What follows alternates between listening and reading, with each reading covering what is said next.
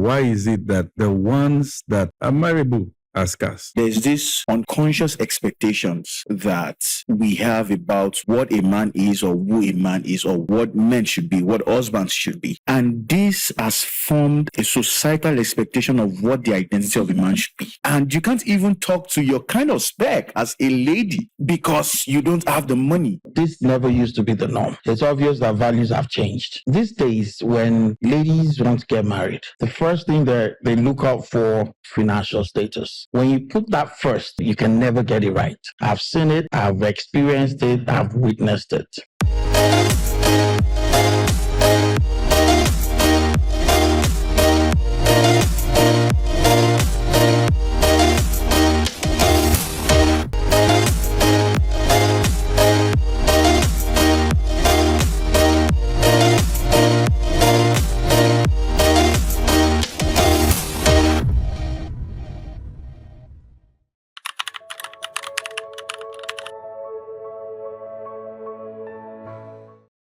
There's been a lot of conversation now, particularly about the fact that there is an increase in the scarcity of good men, particularly at marriageable age. People are asking what's happening to our men. Why don't they want to get married? And why is it that the ones that are marriable are scarce? And I feel we need to get into this conversation ourselves because there are loads of insinuations and assumptions around this. And I want to start with you, Dr. What's going on? What's happening? You are in Canada. Yes. And we have some of these problems more prevalent around those environments where you have amazing girls have their PhD, doing good for themselves, but the guys are just not settling. What's going on? It's actually something that, bothers me too. And of late, I've been looking at how that plays out in other ethnic groups. I'm not done with my observations yet, okay, so I can't comment on that. But looking at our context, I think it's beyond an individual thing. I think it's a societal thing. Yeah. And I will explain.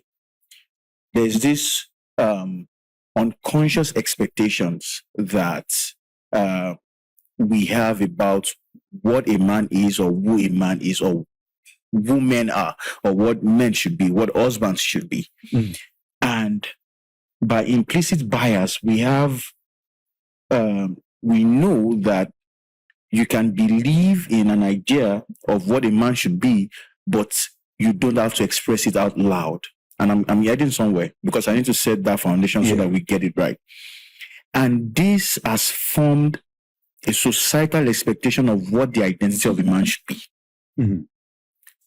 Now, this goes by saying, men should be providers only, men should be strong and all of that. And a young guy who is still trying to find his footing, he just finished school, he has not gotten a job yet, he's not comfortable, but the society has raised certain expectation that has been absorbed into the mind, and the mind has created that as his identity, that if you don't have this X amount of money, you are not worthy to be a husband. I say the guys are not getting married because they don't have. And now, many some it's part of, there are a lot of factors. Yeah. But it's part of it. The guy is looking at what is coming in and is saying, this is not even enough for me. Yeah.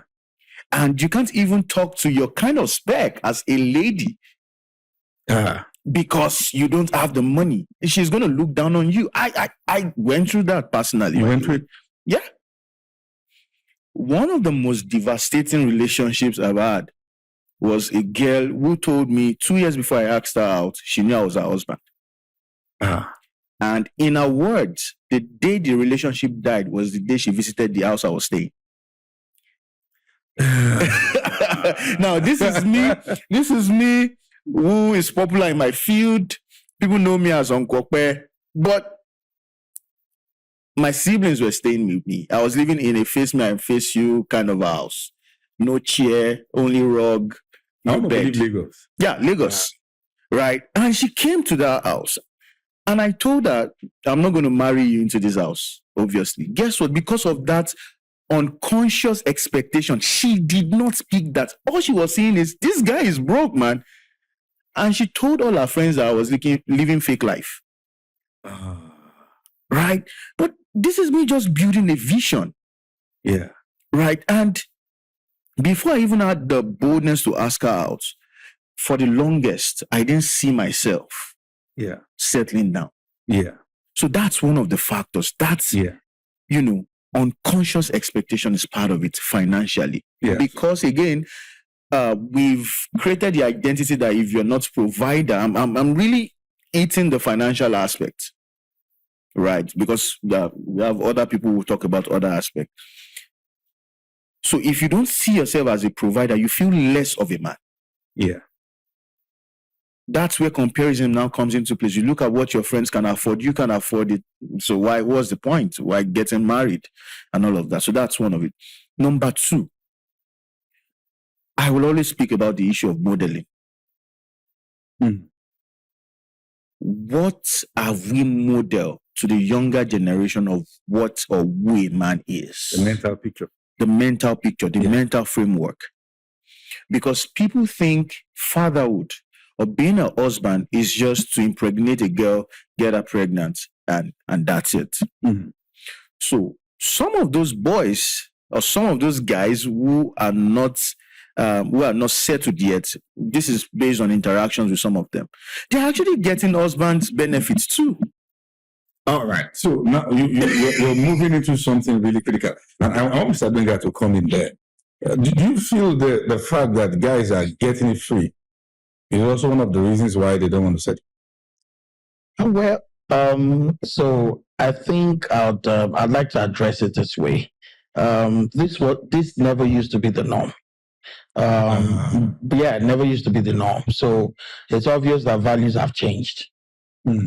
Now, these days when ladies want to get married, the first thing that they look out for financial status.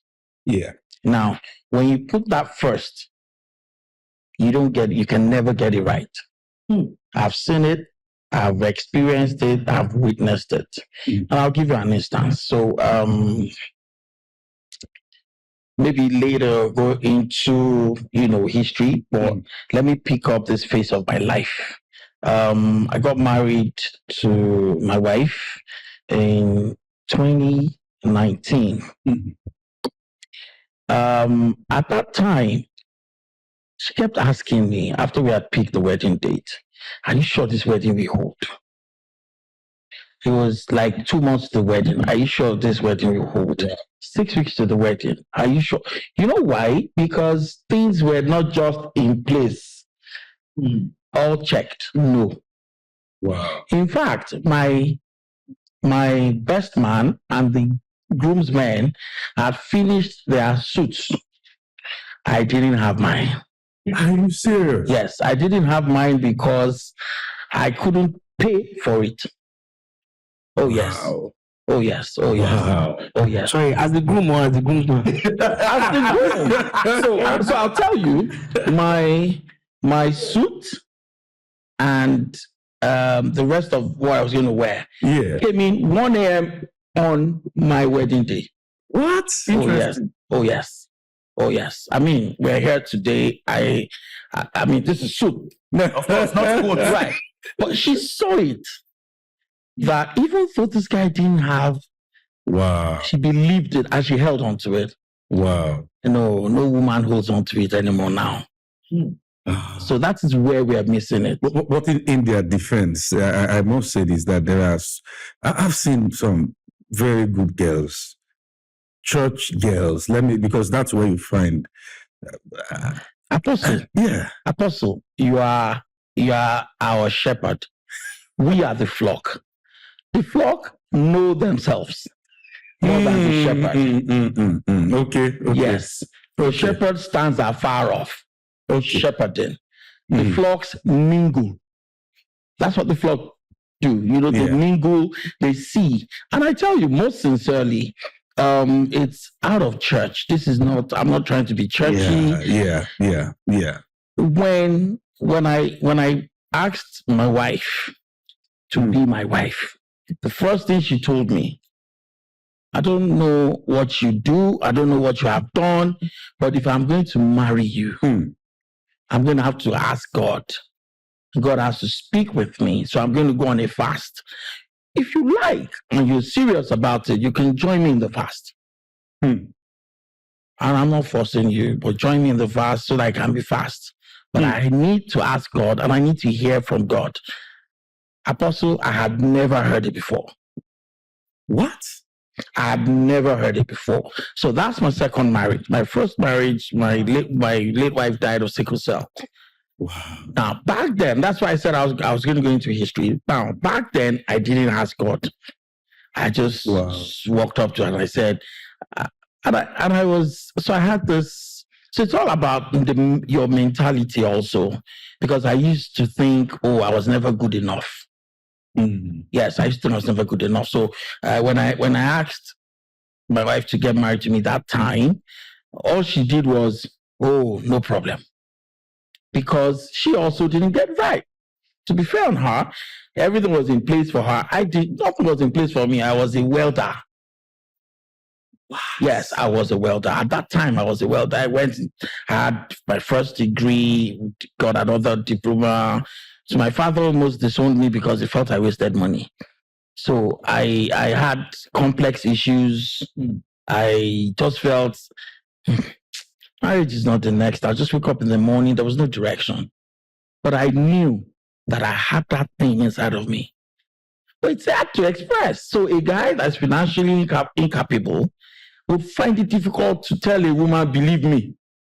True. So that's why I said we're not going to be churchy. Yeah. We're going to be, exactly as it is. Yeah. So we got into it and it never worked. For the 9 years I was in that marriage, I was a chef, I was a cook, I was a carer, I was everything, because you don't have money, you have to make it up some way. I was like a maid.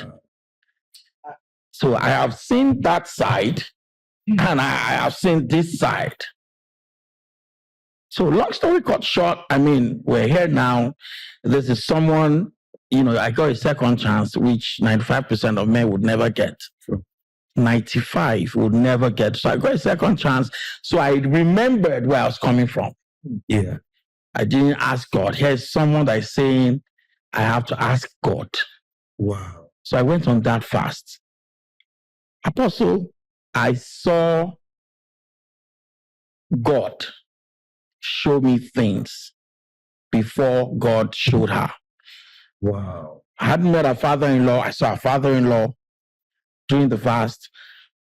I saw a vision. I saw that there was something God wanted to use me for in the household. So it was so plain. And I told her, the day I met, the description I gave her, the way I saw the father-in-law was exactly the way he looked in real life when I met him eventually. Wow. Wow. Yes, sir. There's a part of this conversation that I'm becoming more concerned about.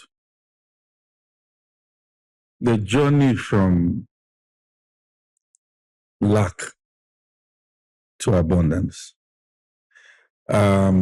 And I must say this, that many men are scared of the version of their wife they will get when they don't have.